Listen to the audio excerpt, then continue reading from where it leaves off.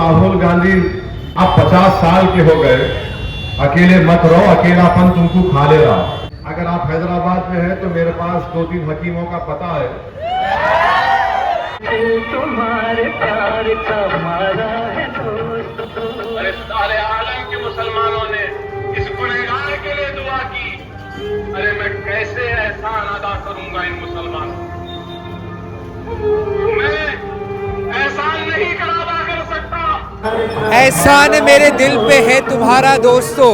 That's the campaign song of AIMIM Asaduddin Owaisi, and we are here at the Jubilee Hills constituency in one of the seats where Asaduddin Owaisi is expected to come down for the campaigning purpose. The preparation is underway, and also the song, which is a very famous Bollywood song, it is interjected time and again with fiery speeches of Asaduddin Owaisi, where he is trying to reach out to the people, reminding them as who is their friend and why he should be remembered, not forgotten most importantly, this election season. So we are waiting for Asaduddin Owaisi to come down, hoping that we get a chance to interact with him.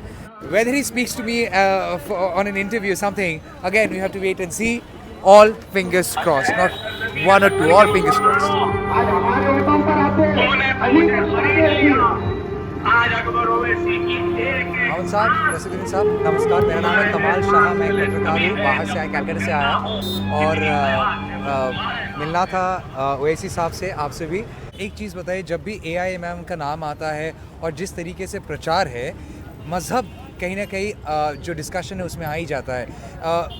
कितना दूर रख सकते हैं जब आपके गानों में और कैंपेन सॉन्ग में भी मुसलमान का अपील और मुसलमानों के लिए अपील वो डायरेक्टली कहा गया है? देखिए, ये कांग्रेस को क्या है, काम नहीं है. अच्छा, ये लोग को पूरे हिंदुस्तान में आज कोई टारगेट दिख रहे तो बैरिस्टर असदुद्दीन ओवैसी साहब. रियली? हाँ, सिर्फ कांग्रेस को? बिल्कुल. कांग्रेस को, बीजेपी को बस साहब का नाम चाहिए. हाँ. साहब के नाम से शोहरत है.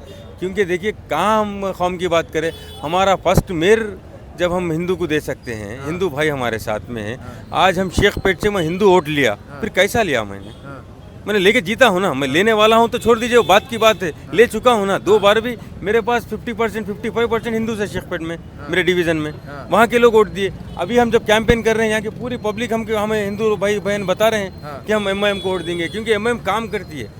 MIM कभी मजहब के नाम पे नहीं लड़ी इलेक्शन. अच्छा, इस जुबली हिल्स में BRS का भी कैंडिडेट है? जी हाँ. तो आप लोग जुबली हिल्स में BRS के खिलाफ लड़ रहे हैं? बिल्कुल खिलाफ लड़ रहे हैं. और बाकी जगहों पे BRS को सपोर्ट कर 9 सीटों पे खिलाफ लड़ रहे हैं. 9 सीटों में खिलाफ लड़ रहे हैं, बाकी सीटों में सपोर्ट कर रहे हैं. जी हाँ. तो लोग कंफ्यूज नहीं हो जाते? अरे जुबली हिल्स में, राजेंद्र नगर में ये एक दूसरे के खिलाफ लड़ रहे हैं और बाकी जगहों पे सपोर्ट कर रहे हैं. कंफ्यूजन नहीं है? एक बार बोल रहे दोस्त है, एक बार बोल रहे दुश्मन है. नहीं, यहाँ तो ओपनली बैरिस्टर असदुद्दीन ओवैसी साहब और अकबरुद्दीन ओवैसी साहब ओपनली बोले हैं कि यहाँ जुबली हिल्स में और राजेंद्र नगर में कोई अलायंस नहीं है. अच्छा. क्योंकि यहाँ पर MLA कोई 10 साल में काम नहीं करा. अच्छा. बस वो रॉडिज्म के नाम पे चला सियासत. कोई मुश्किल का रास्ता मैंने दिया है तुमको, तुम्हें तो पुकारा है दोस्तों, ये दिल तुम्हारे प्यार का मारा है दोस्तों, एहसान मेरे दिल पे तुम्हारा है दोस्तों, ये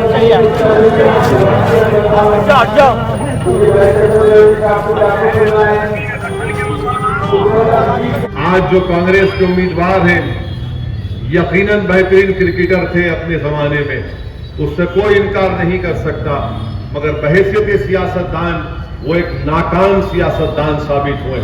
और याद रखिए मेरी इस बात को कि कांग्रेस का जो तेलंगाना का सदर है, मैं बार बार आपसे कह रहा हूं, वो RSS से आया है.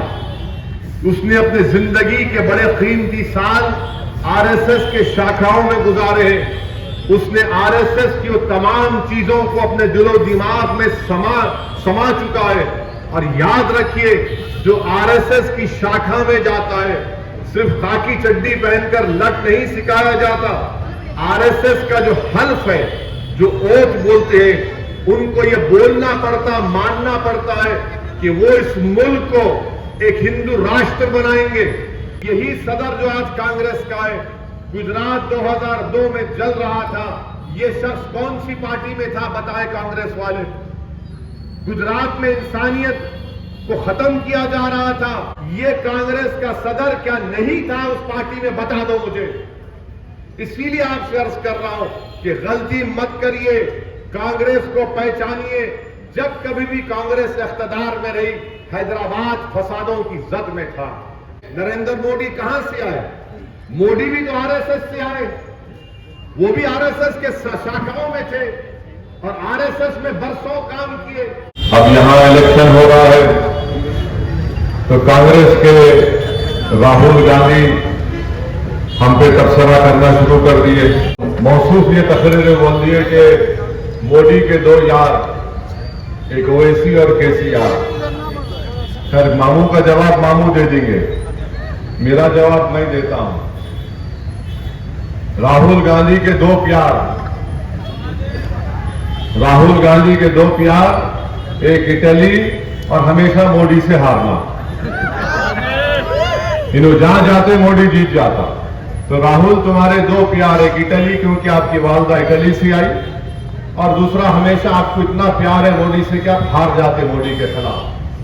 तो राहुल गांधी ये समझना इस बात को कि भाई हम यार हैं, आप 50 साल के हो गए, अकेले मत रहो, अकेलापन तुमको खा ले रहा।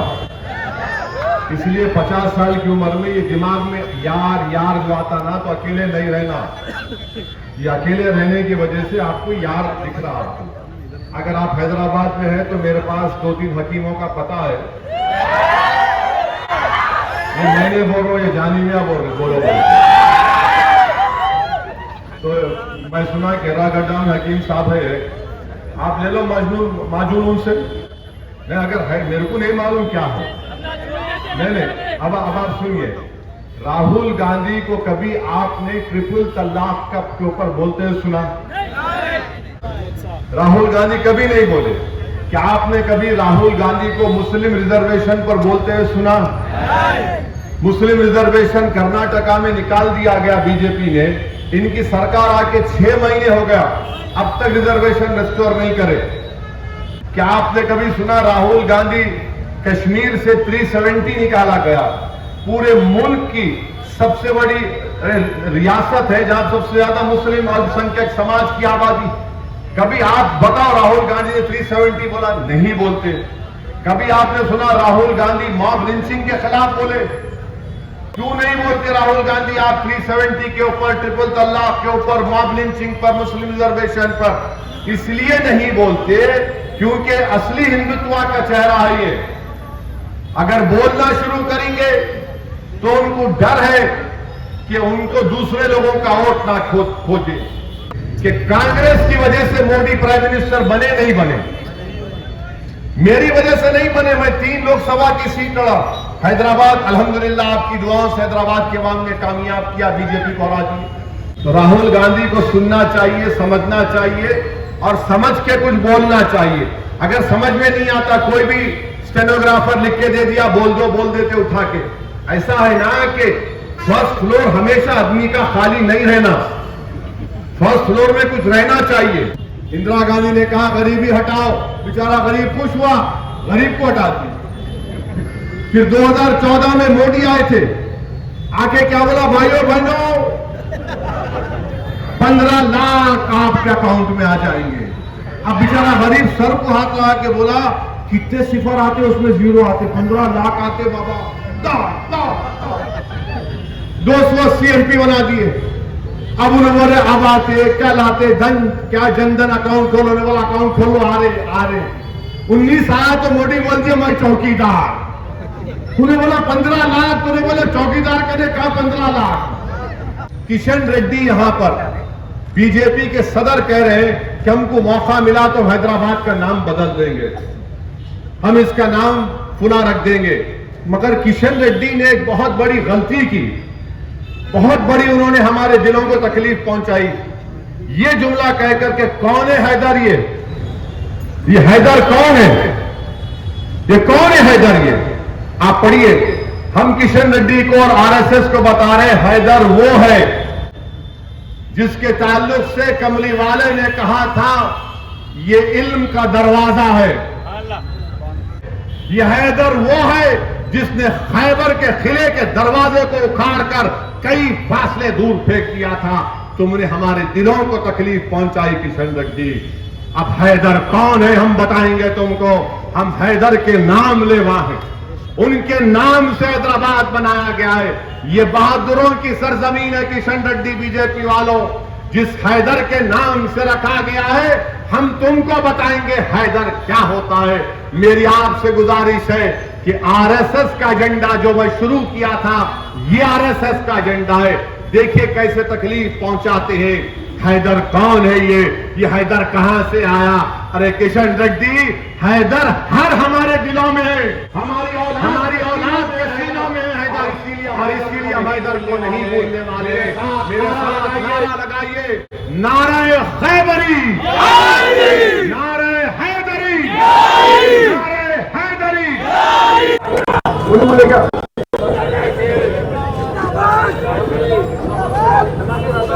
इंशाअल्लाह हमारे देश के बाद जलसा जारी रहेगा। आप तमाम हजरत से गुजारिश।